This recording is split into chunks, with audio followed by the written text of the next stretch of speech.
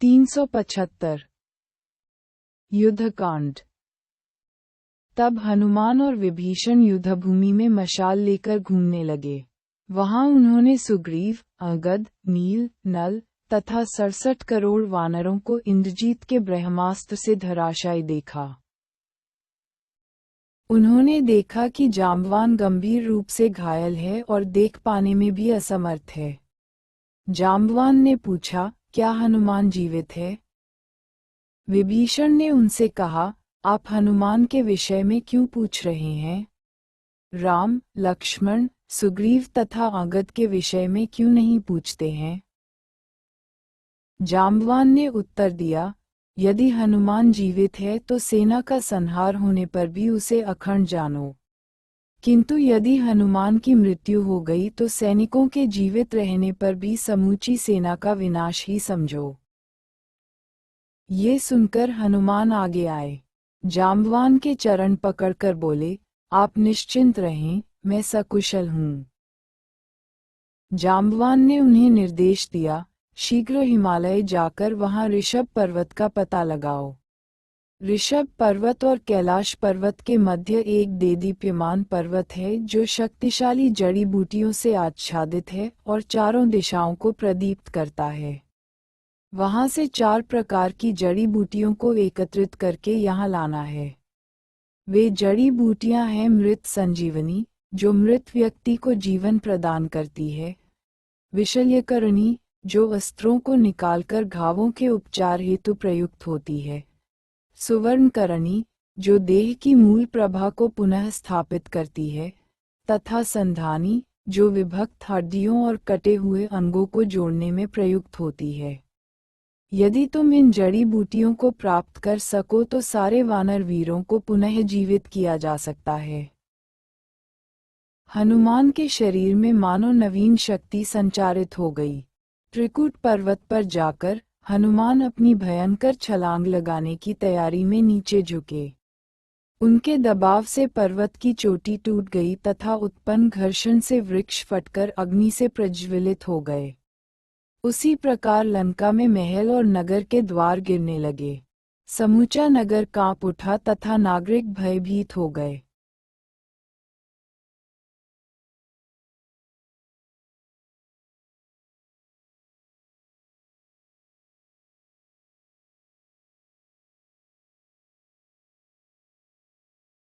रामायण 376। हनुमान ने पहले सागर की विपरीत दिशा में मलय पर्वत पर छलांग लगाई। तब अपने को विस्तारित करके तथा सूर्यदेव को प्रणाम करके पुनः वायु में छलांग लगाई, जिससे कई चट्टानें एवं वृक्ष उखड़ गए। वायु के वेग से आकाश में उड़ते हुए हनुमान ने शीघ्र ही हिमालय पर्वत को उसकी सुनहरी चोटियों सहित देखा। ऋषभ पर्वत और कैलाश पर्वत को देखने के पश्चात हनुमान ने जाम्बवान द्वारा बताए गए उन पर्वतों के मध्य स्थित उस विशेष पर्वत को देखा। उसकी प्रभा देखकर वे दंग रह गए। हनुमान उत्साहित होकर उन आवश्यक जड़ी बूटियों को खोजने लगे, किंतु लताओं ने आगंतुक के आगमन का आभास होते ही स्वयं को छुपा लिया, अतएव हनुमान उसे देख न पाए। हनुमान ने भयंकर गर्जना करते हुए ललकारा, हे पर्वत, यदि तुम राम की सेवा में विघ्न उत्पन्न करने का प्रयास करोगे तो मैं तुम्हारे सहस्रों टुकड़े कर दूंगा। कोई उत्तर न मिलने पर हनुमान ने निश्चय किया कि यदि वे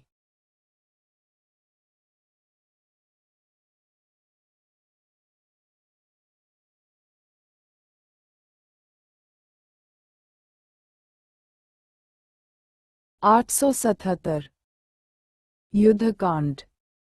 जड़ी बूटियां उन्हें न मिली तो वे पर्वत उठाकर ही वहां ले जाएंगे, जिससे जाम्बवान स्वयं औषधियों को खोज सकेंगे।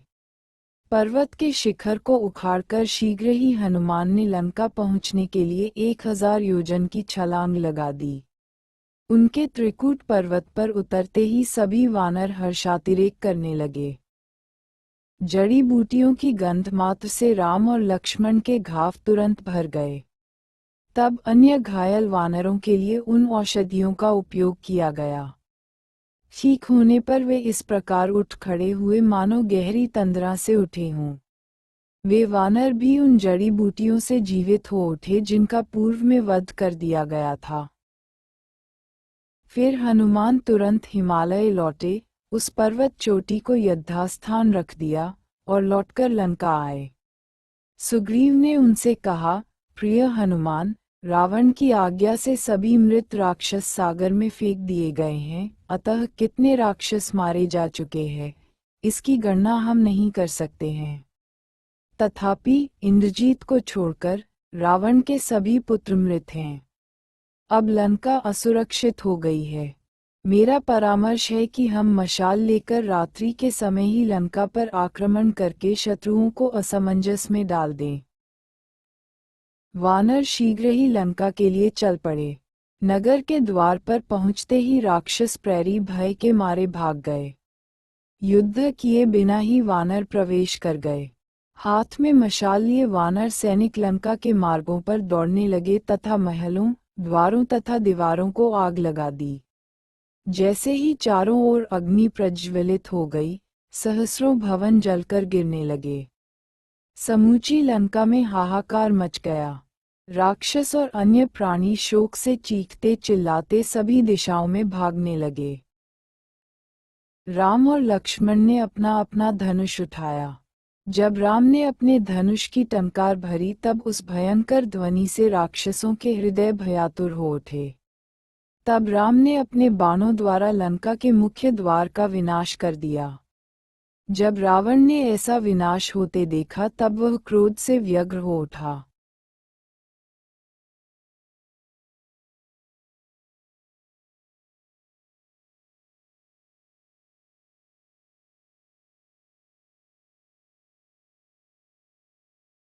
रामायण।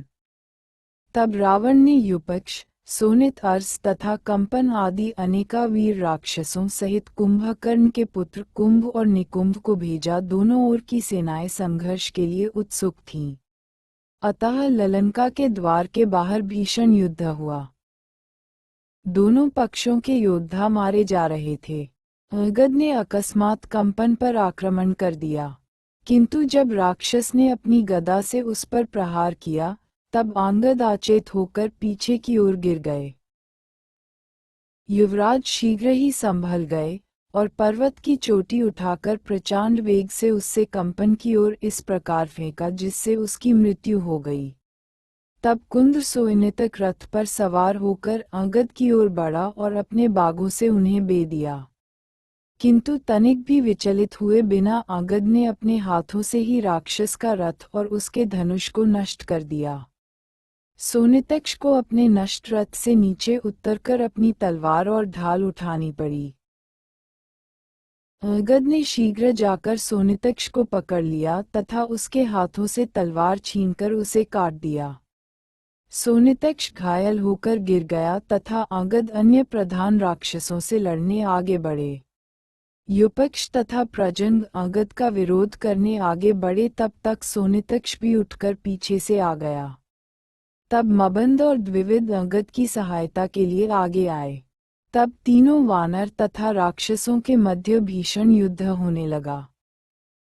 जब वानरों ने राक्षसों पर वृक्षों और पर्वतों की चोटियों को फेंककर वार किया तब राक्षसों ने उन्हें अपने अस्त्रों से नष्ट कर दिया।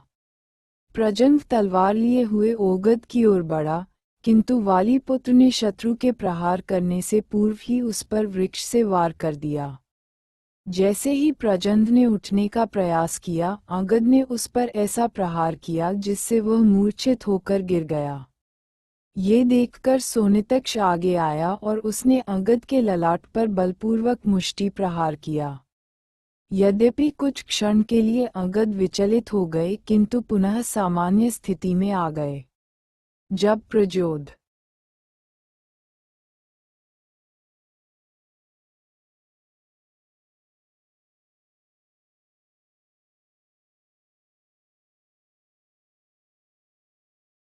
युद्धकांड।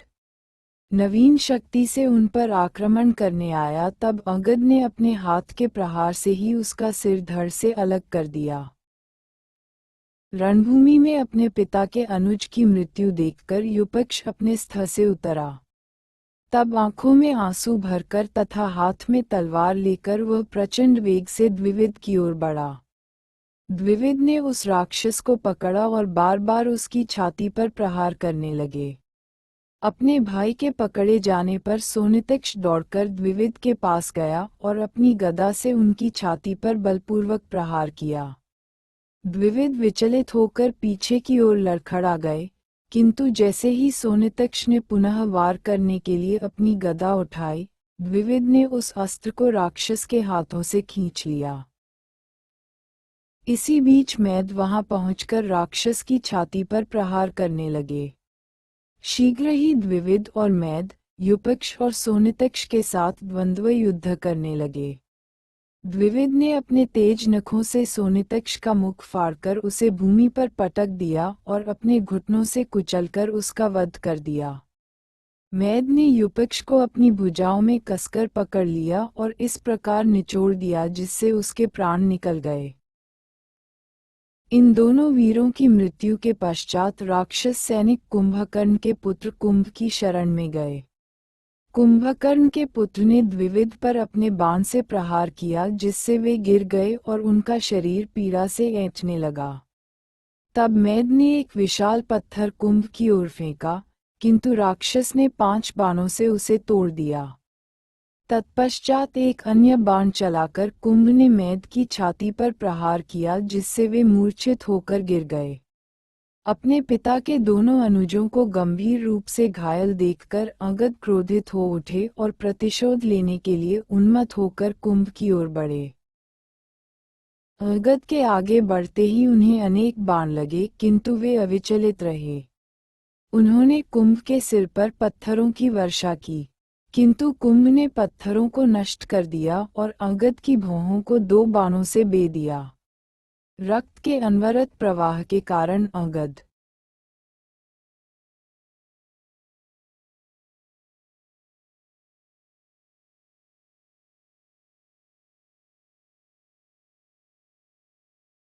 रामायण 380 देख नहीं पा रहे थे, तथापि उन्होंने एक विशाल वृक्ष उठाकर कुंभ पर फेंका। जैसे ही राक्षस ने वृक्ष को टुकड़ों में काटा, अंगद भी शरीर पर अनेक घावों की पीड़ा के कारण मूर्छित होकर गिर गए। वानरों ने राम को अंगद की दशा के विषय में सूचित किया। राम ने जाम्बवान तथा अन्य वानर प्रमुखों को अंगद की सहायता के लिए भेजा। वानर योद्धाओं के वहां आते ही कुंभ ने बाणों की वर्षा करके अवरोध उत्पन्न कर दिया। तब सुग्रीव ने कुंभ के ऊपर अनेक वृक्ष फेंके, किंतु राक्षस ने सभी वृक्षों को काट दिया और सुग्रीव पर अनेक बाणों से प्रहार किया। तथापि सुग्रीव अविचलित होकर कुंभ के रथ की ओर बढ़ते गए। अकस्मात सुग्रीव ने ऊपर उछलकर कुंभ के हाथ से धनुष झपटकर उसे नष्ट कर दिया। तब अतिशीघ्र रथ से नीचे उतरकर सुग्रीव ने कहा, हे कुंभ, आज युद्धभूमि में तुमने निश्चय ही अपने महान पराक्रम का प्रदर्शन किया है। तुम्हारे पिता तो स्वाभाविक रूप से अत्यंत शक्तिशाली थे और रावण ने ब्रह्मा के वरदान से दिव्य शक्ति प्राप्त की है, किंतु तुम दोनों प्रकार से शक्तिशाली हो। अरे राक्षस, मैं तुम्हारा वध तुरंत कर देता, किंतु इतना संघर्ष करने के पश्चात तुम थक गए हो। मैं तुमसे आग्रह करता हूँ कि तुम लंका लौटकर विश्राम करो, तत्पश्चात समुचित परिस्थिति में हम अधिक युद्ध कर सकेंगे। कुंभ ने सुग्रीव के भद्र वचनों की सराहना की, किंतु उनकी बात को अनसुना कर उसने अकस्मात वानरराज को अपनी शक्तिशाली भुजाओं में पकड़ लिया। जब दोनों संघर्षरत थे तब उनके अत्यधिक दबाव से भूमि धंसने लगी। अतः सुग्रीव ने कुंभ को उठाकर सागर में फेंक दिया, जिससे उसमें चारों ओर पर्वत के समान ऊंची ऊंची लहरें उठने लगीं। किंतु कुंभ उछलकर पुनः धरती पर आ गया और सुग्रीव को पटककर पीटने लगा। यद्यपि सुग्रीव का कवच टूट गया था और उनके घावों से रक्त बह रहा था, तो भी उन्होंने अपनी शक्तिशाली मुष्टि को बांधकर और अपनी सारी शक्ति एकत्रित करके कुंभ की छाती पर घातक प्रहार किया। सुग्रीव के प्रहार से कुंभकर्ण का पुत्र कुचला गया और मृत्यु को प्राप्त हो गया।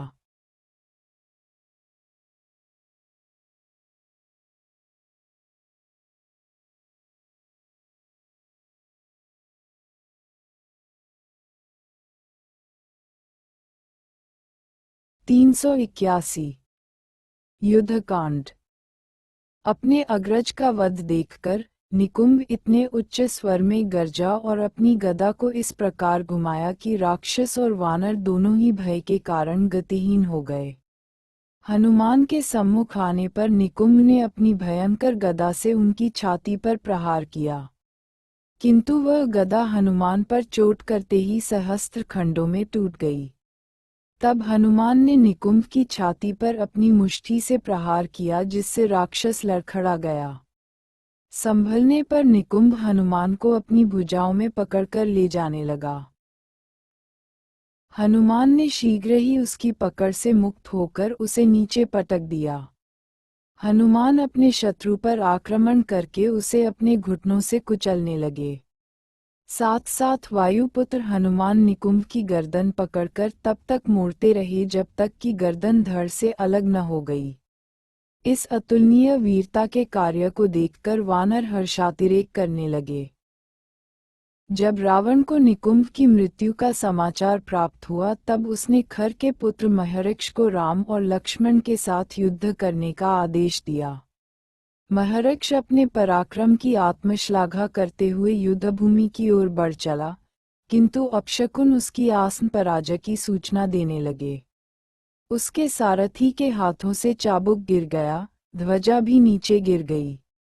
उसके अश्वों की आंखों में आंसू थे और वे निराश थे।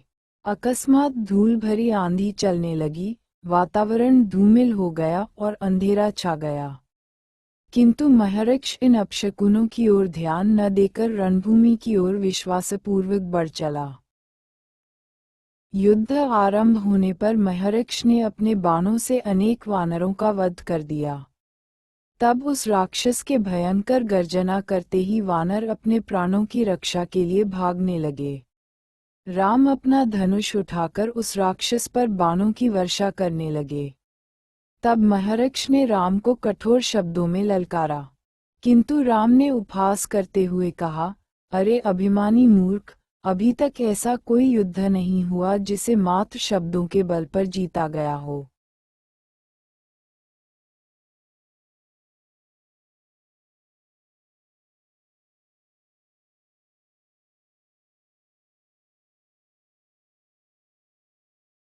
रामायण 382। महर्षि ने अनेक बाण छोड़े और राम ने उन सभी को अपने बाणों से निष्फल कर दिया। तब एक दूसरे के निकट आने पर उन दोनों में भीषण युद्ध हुआ। देवतागण आकाश में उस कौतुक को देखने के लिए एकत्रित हो गए। यद्यपि राम एवं महर्षि ने एक दूसरे को घातक रूप से घायल कर दिया था, परंतु ऐसा लगता था मानो उनकी शक्ति बढ़ती ही जा रही हो। वस्तुतः उन दोनों ने इतने बाण चलाए कि युद्धभूमि का दृश्य अस्पष्ट हो गया। तब क्रोध से उत्तेजित राम ने महर्षि के धनुष के 2 भाग कर दिए, रथ को नष्ट कर दिया तथा उसके सारथी एवं घोड़ों का वध कर दिया। महर्षि ने नष्ट रथ से कूदकर अपनी बर्छी उठाई, जो उसे रुद्र ने प्रदान की थी, और उसे राम के ऊपर फेंक दिया।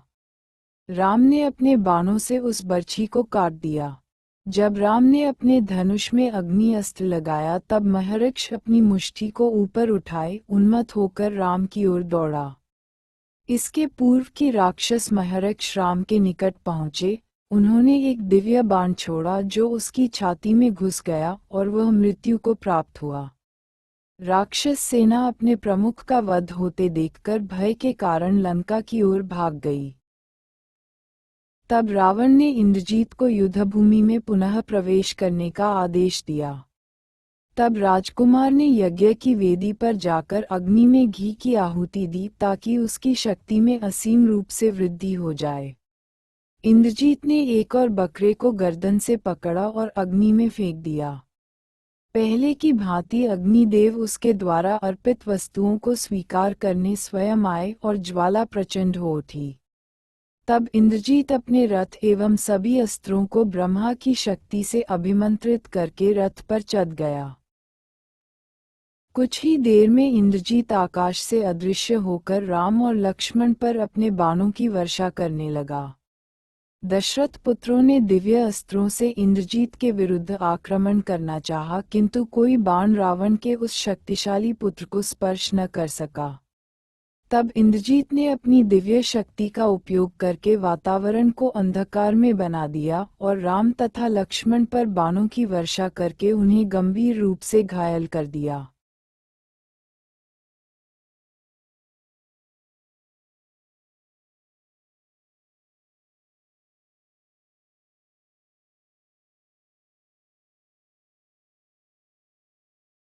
युद्धकांड।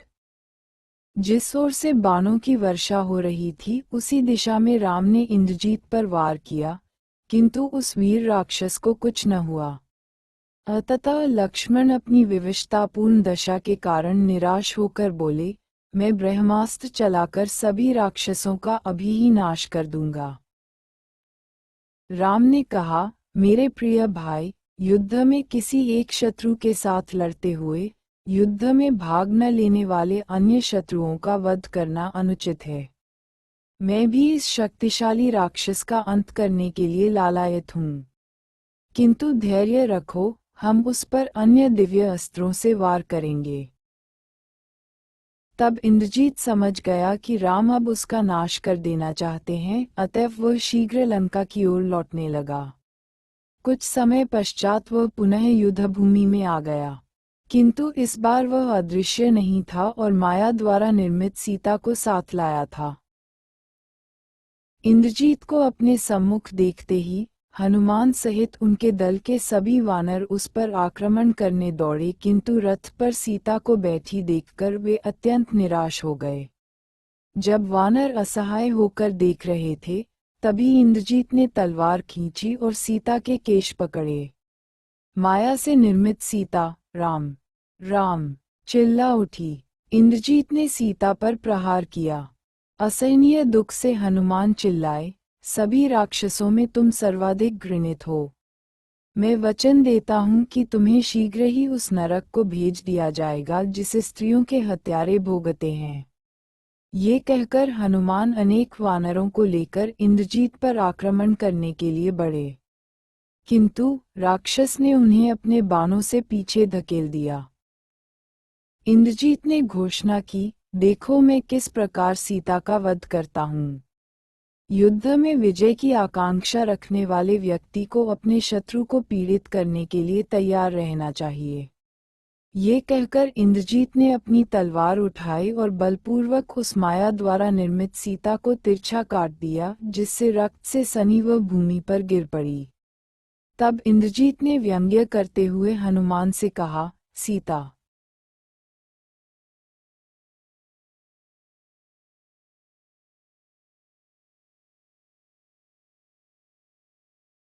384 मृत हो चुकी है और उसे मुक्त करने के तुम्हारे सारे प्रयास मात्र शक्ति का दुरुपयोग हुए।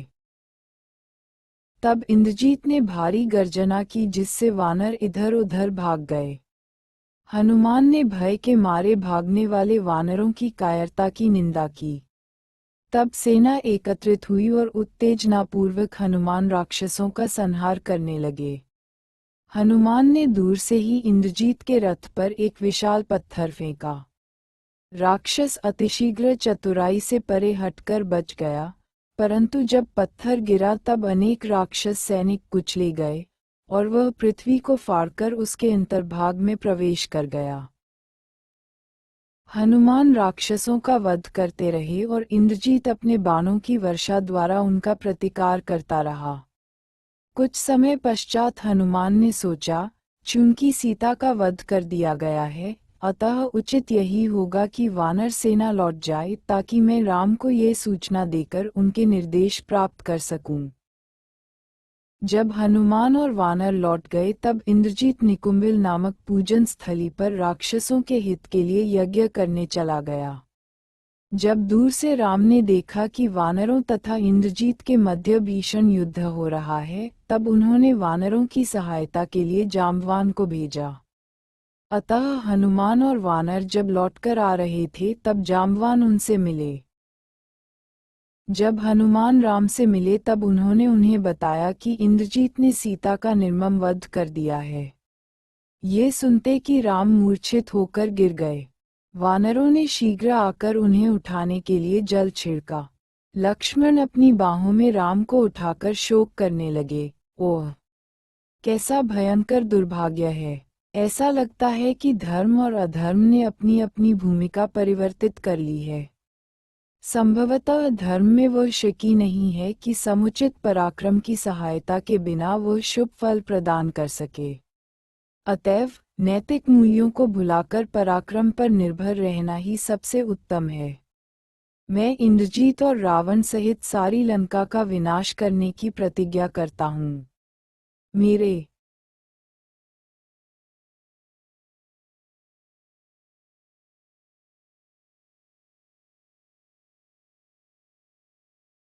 युद्धकांड। प्रिय राम, कृपया स्मरण करें कि आप भगवान विष्णु के अवतार हैं तथा आपका स्वरूप दिव्य है। अतः अपने इस अतिशय शोक को त्याग दें। वानर सैनिकों को पुनः विश्वस्त करके विभीषण आगे आए। शोक संतप्त लक्ष्मण की गोद में मूर्छित राम को देखकर उन्होंने पूछा, क्या हुआ? जब लक्ष्मण सीता की मृत्यु की बात बताने लगे तब विभीषण ने हस्तक्षेप करते हुए कहा, इंद्रजीत द्वारा सीता को मारा जाना असंभव है, क्योंकि स्वेच्छा से रावण सीता को कभी अलग नहीं कर सकता। जिस सीता को आपने मारे जाते हुए देखा वह निश्चय ही राक्षसों की मायावी शक्ति से निर्मित माया सीता थी। हे राम, आपको शीघ्र ही लक्ष्मण को निकुंभिल भेजकर यज्ञ में संलग्न इंद्रजीत का वध करवाना चाहिए। यदि शीघ्र ही उस पर आक्रमण नहीं हुआ तो वह पुनः स्वयं को अदृश्य कर लेगा और अजेय हो जाएगा। राम इतने अधिक शोक संतप्त थे कि विभीषण की बातों का उन्हें स्पष्ट रूप से बोध नहीं हो पाया। उन्होंने विभीषण को अपनी बात दोहराने को कहा। विभीषण बताने लगे, बहुत पहले इंद्रजीत ने ब्रह्मा को संतुष्ट करने के लिए कठिन तप किया था। यद्यपि ब्रह्मा ने इंद्रजीत को वरदान स्वरूप ब्रह्मशिरः नामक अस्त्र तथा उड़ने वाले घोड़े दिए, किंतु उन्होंने ऐसी भविष्यवाणी भी की, तुम्हारा शत्रु उस समय तुम्हारा वध करेगा जब तुम निकुंभिल में यज्ञ संपादन में संलग्न रहोगे। अतः लक्ष्मण को उसका वध करने तुरंत जाना होगा, अन्यथा वह इतना अधिक शक्तिशाली हो जाएगा कि निश्चित रूप से सभी वानरों का वध कर देगा। ये सुनते ही राम ने आदेश दिया, लक्ष्मण तुम हनुमान, विभीषण तथा शेष वानरों की सेना को लेकर जाओ। लक्ष्मण ने राम के चरण स्पर्श किए और इंद्रजीत का वध करने की प्रतिज्ञा करके वहां से चल दिए।